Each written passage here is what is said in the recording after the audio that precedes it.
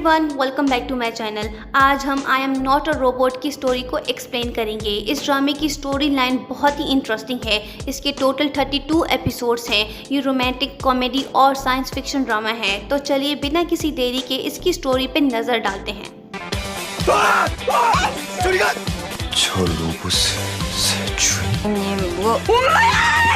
कहानी की शुरुआत में हम देखते हैं कि इस ड्रामे के मेल लीड किम मिन को सेंसिटिव स्टाइल में डॉक्टर के पास जाते हुए वो डॉक्टर्स को बताता है कि उसे ह्यूमन से एलर्जी है, पर डॉक्टर्स ये बिलीव नहीं करते। वो आगे बढ़ के एक डॉक्टर को टच करता है। उसके बाद उन्हें बिलीव होता है कि वाकई ऐसी कोई बीमारी है।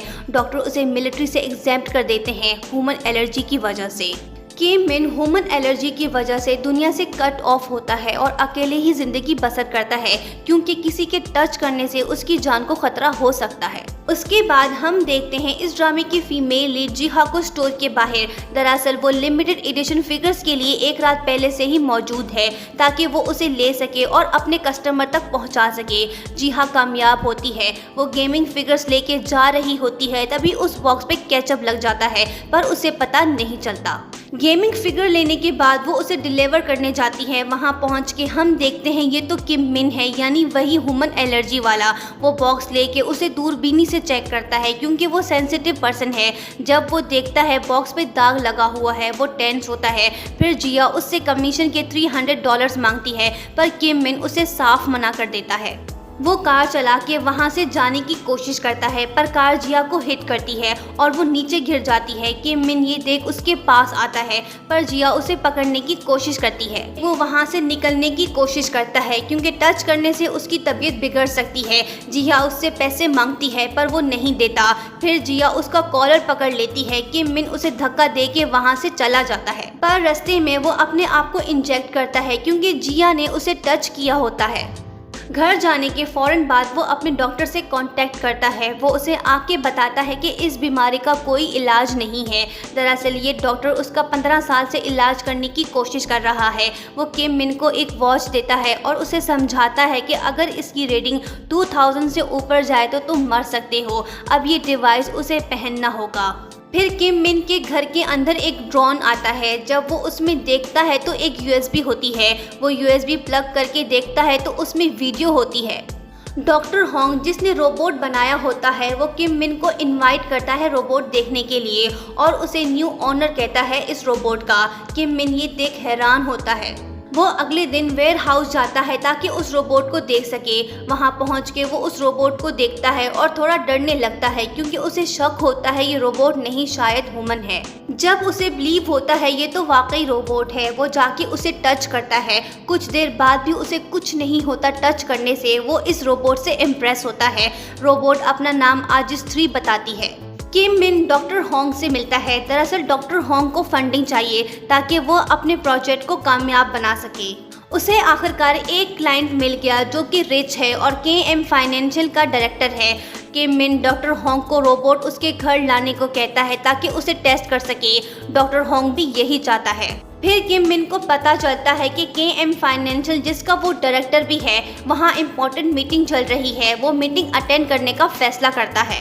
जब वो वहाँ पहुँचता है तो सब भागने लगते हैं, क्योंकि उसने कहा होता है जब भी ऑफिस आऊँ तो कोई नज़र ना आए। वहाँ मीटिंग संता मारिया डिपार्टमेंट से मुताल्लिक होती है, वही डिपार्टमेंट जिसने आजिस 3 रोबोट बनाया, लेकिन CEO उसे कोई और कंपनी को सेल करना चाहता है, ये बहाना दे के कि इस डिपार्टमेंट ने कोई अचीवमेंट्स नहीं की।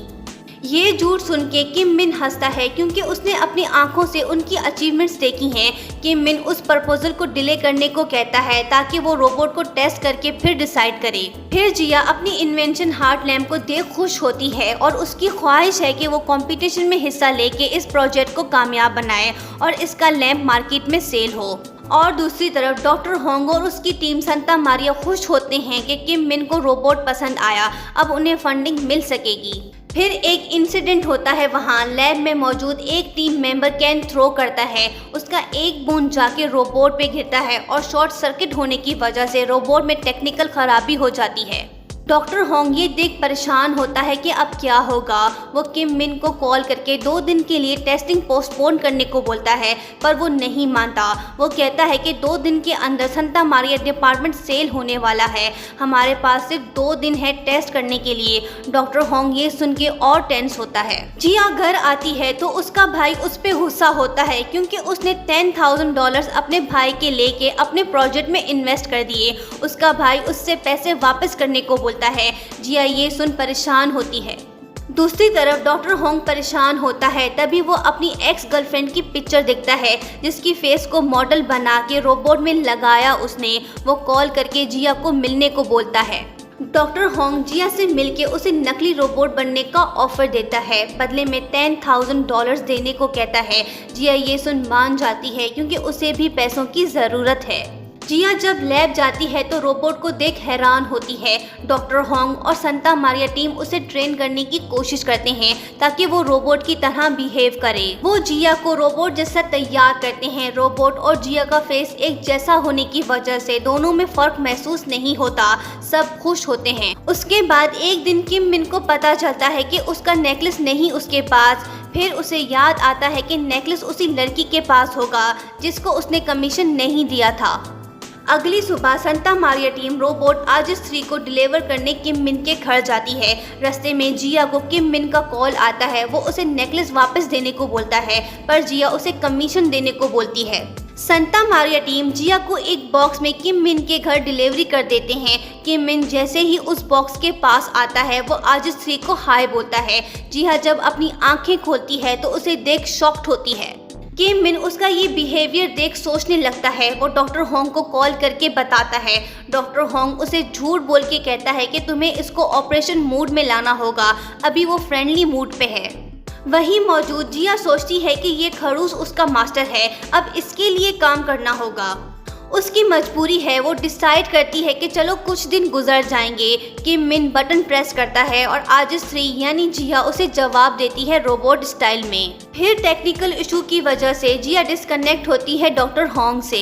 किम मिन आजिस 3 को टेस्ट करना चाहता है। जिया भी कोशिश करती है रोबोट की तरह पेश आने की। फिर हम एक फनी सीन देखते हैं जब किम मिन उसे एक इक्वेशन देता है और उसका जवाब बॉक्स में होता है। आजिस 3 परेशान होती है क्योंकि उसका कांटेक्ट नहीं होता डॉक्टर होंग से। वो आगे बढ़ के उस बॉक्स को ही तोड़ देती है और सीधा आंसर देती है। किम मिन परेशान होता है कि इसने इतनी जल्दी आंसर कैसे दे दिया, यानी आजिस 3 ने उसे बेवकूफ़ बनाया होता है। उसके बाद वो अपने एम्प्लॉय जो कि जिया का ब्रदर भी है उसे कॉल करके कहता है कि मुझे उस नेकलेस चोर को पकड़ के जेल में डालना है। जिया ये सुन टेंस होती है और दिल ही दिल में कहती है कि मैंने नहीं चुराया इस टपोरी का नेकलेस। फिर जब किम मिन टैबलेट खाता है तो वो उसके गले में फंस जाता है। ये देख जिया उसकी हेल्प करती है। वो ये देख सोचता है कि इसके टच करने से उसे कुछ नहीं हुआ। फिर वो आजिस 3 यानी जिया का हाथ पकड़ लेता है, फिर भी उसे कुछ नहीं होता। सीईओ हवांग एयरपोर्ट पर रिसीव करता है प्रेसिडेंट मार्टिन को, जो कि सांता मारिया डिपार्टमेंट को बाय करने आया होता है। पर किम मिन उसे कॉल करके डील कुछ दिन डिले करने को बोलता है। फिर वो एक रात रोबोट आजिस 3 को याद करके सोचता है कि उसने मेरी जान बचाई, मुझे इस रोबोट को जरूर टेस्ट करना चाहिए। वो कॉल करके डॉक्टर होंग को बताता है। वो किम मिन को कहता है कि टेस्टिंग पीरियड खत्म हो गया है, अब 1 वीक के बाद रोबोट रेडी होगा। दरअसल उसे टाइम चाहिए ताकि वो अपने रियल रोबोट को ठीक करके किम मिन के पास भेजे, पर किम मिन नहीं मानता। उसे कल सुबह रोबोट लाने को कहता है। फिर हम किम मिन को देखते हैं उसके पेरेंट्स के ग्रेवयार्ड पे, जो कि 2002 में मर चुके हैं और तब से उसे ह्यूमन एलर्जी है। वहीं चेयरमैन हवांग दू आता है। किम मिन उसे देख खुश नहीं होता। दरअसल KM फाइनेंशियल उसके फादर की कंपनी थी, पर हवांग दू ने उससे छीन के CEO अपने बेटे को बना दिया और किम मिन को डायरेक्टर। इसकी कंप्लीट स्टोरी आगे ड्रामे में हमें पता चलेगी। जिया अपने ब्रदर के पैसे वापस करती है, पर उसका ब्रदर उससे पूछता है कि इतने पैसे कहाँ से आए। वो जिया का लैंप उठा के तोड़ देता है और कहता है कि तुम इस फजूल प्रोजेक्ट में पैसे ज़ाया कर रही हो। जिया ये देख दुखी होती है और वो घर छोड़ने का फैसला करती है और रोड साइड जाके एक स्टॉल लगाती है, पर वो कुछ सेल नहीं कर पाती। डॉक्टर होंग जिया को ऑफर देता है कि वो कुछ दिन के लिए फिर से रोबोट बने। जिया भी मान जाती है क्योंकि उसके पास रहने को जगह नहीं। एक तरफ प्रेसिडेंट मार्टिन प्रेशर डालता है सीईओ हवांग पे कि उसे सांता मारिया डिपार्टमेंट सेल करे। दरअसल उसकी नज़र रोबोट आजिस 3 पे होती है ताकि वो इस इन्वेंशन को वापस अपनी कंट्री ले जाके उसे बेच सके। और दूसरी तरफ doctor Hong Santa Maria team के साथ आ पहुंचता है किम मिन के घर। दरअसल उनके पास भी रहने के लिए जगह नहीं, क्योंकि वो वेयर हाउस का रेंट अब बर्दाश्त नहीं कर सकते। फिर किम मिन आजिस 3 को उसके फोल्डर का पासवर्ड सैंडविच सेव करने को बोलता है। ये सुन डॉक्टर होंग को वो दिन याद आता है जब उसका ब्रेकअप हुआ था जिया के साथ। दरअसल जिया और डॉक्टर होंग पहले एक दूसरे से प्यार करते थे, पर उनका बाद में ब्रेकअप हो गया था। किम मिन आजिस 3 को बोलता है कि मैं तुम्हारे लिए अपने दिल में जगह बनाना चाहता हूँ, तुम किसी और को इसमें दाखिल मत करो, तुम सिर्फ मुझ पे फोकस करो। और यहीं पे स्टोरी का पार्ट एंड होता है। इसका नेक्स्ट पार्ट हम जल्द ही अपलोड करेंगे। So kindly like, share and don't forget to subscribe my channel. Thank you.